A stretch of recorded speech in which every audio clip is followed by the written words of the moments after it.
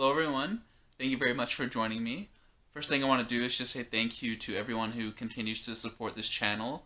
All the donations, the likes, the shares, the kind words, all that stuff means a lot to us, so thank you very much. I just want to say if you are new, my name is Todd Bryson. I'm an Akashic Records practitioner. I bring old souls and light workers the opportunity to activate and upgrade their DNA through the process of revelation and remembrance. And right now I'm downloading a lot of different healing modalities from the Akashic Records that I'm going to be presenting to the world very soon. So a lot to look forward to, so thank you very much for finding yourself here. So for this message, the download that came in is, at this time, old souls are being asked to really dig deep and put all their years of training and hard work to good use to fully bring forward that multidimensional version of themselves and complete that quantum circle that we want to exist in going forward. And this is really important, but I'll tell you why in a minute. Right now I'm going to tell you how to do that. So in order to do that, we must leave the linear timeline, meaning that we can no longer dwell on the past. We can no longer be in judgment of mistakes that we've made along the way. We can no longer look at the future with fear or anxiety. It means we fully embrace and exist in the now moment. And while doing so, we acknowledge and remember the God inside, and also we recognize the God outside of us. And in doing so, we complete the circle and we leave that linear timeline behind. Now, this is really important for the collective because as you go, the collective goes. Every time you have a revelation, you inject that energy into the collective and you create the opportunity for someone else to also pick up that information and run with it and advance themselves on their own spiritual path.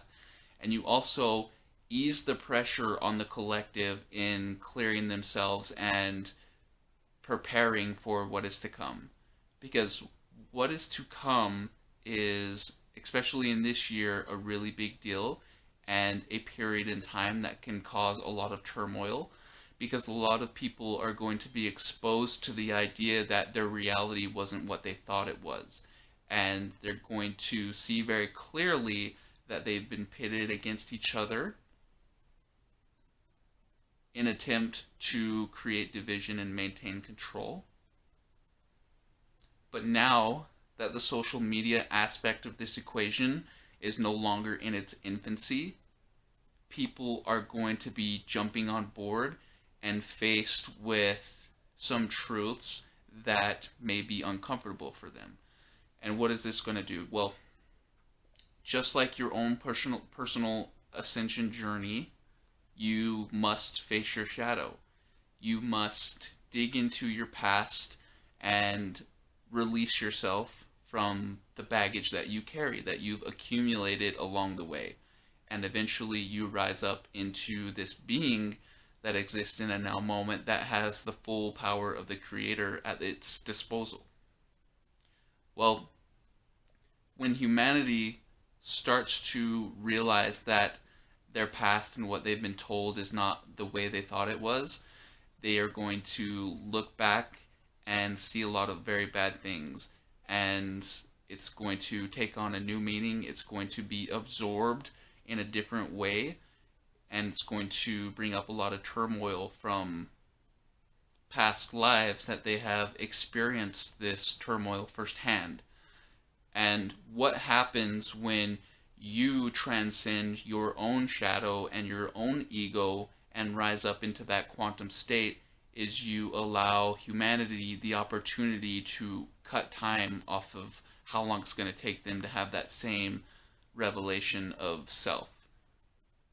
So instead of humanity taking decades to look back and clear this stuff and fully change the lens that it's seeing itself through, we want to get that timeline cut off and so that everybody can live in a fifth dimensional quantum state immediately. And when I say immediately, that's subjective.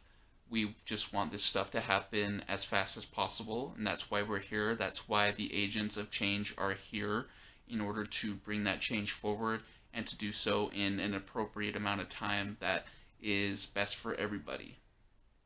Now, that does not mean that within a few years there are going to be 8 billion ascended masters running around this planet. When you get down to it, humanity and the earth is a school.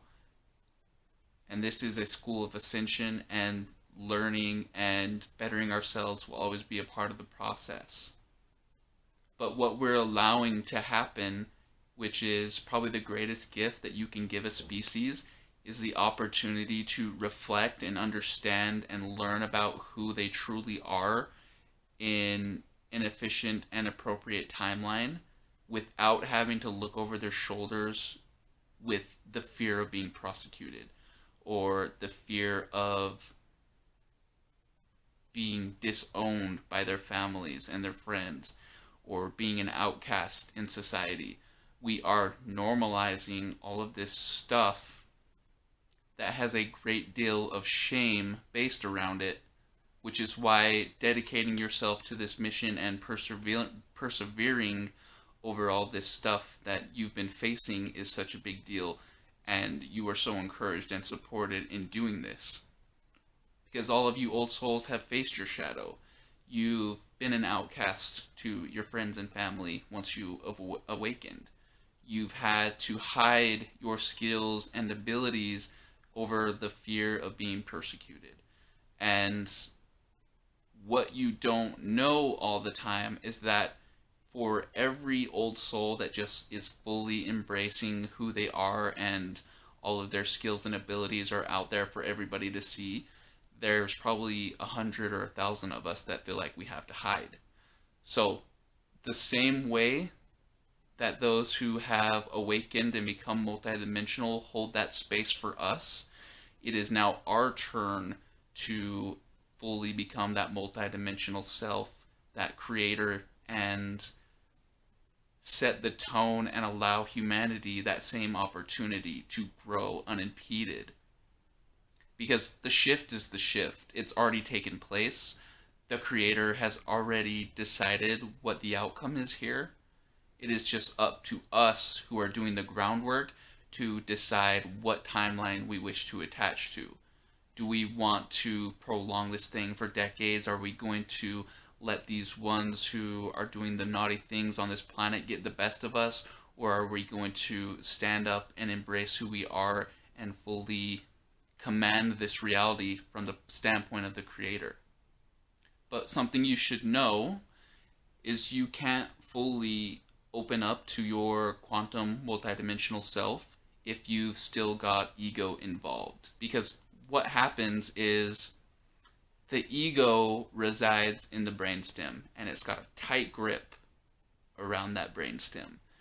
And all of your spiritual energy is generated from your chakra system from the ground up.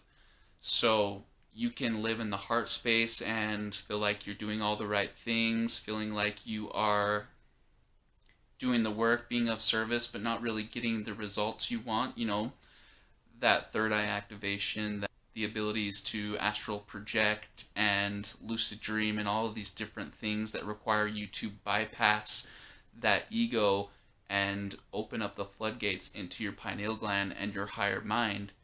You need to take a look at addressing that ego aspect of yourself. And you don't do that by shaming the ego. You don't do that by hating the ego. You do that by acknowledging the ego for what it is, understanding that it does have value, and that its role is better served as a team player.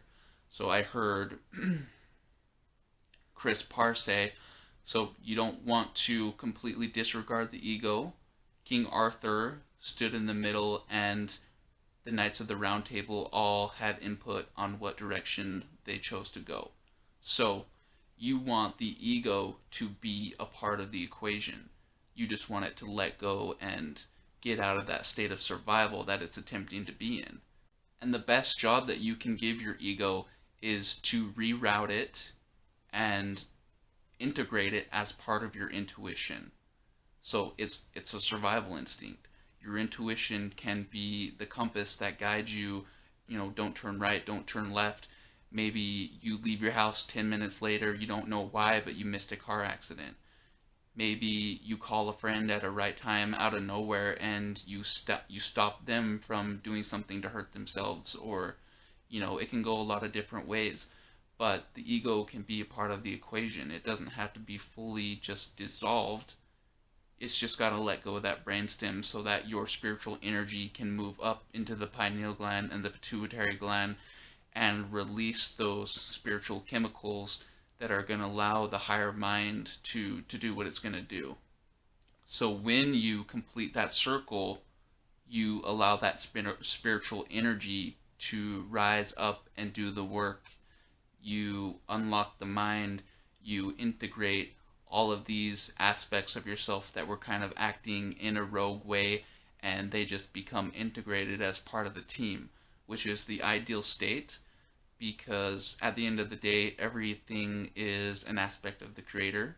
So we should always acknowledge and recognize that, and have the strength and the courage to move forward on our paths in a state of appreciation.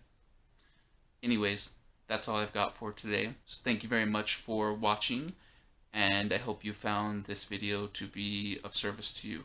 Thank you very much.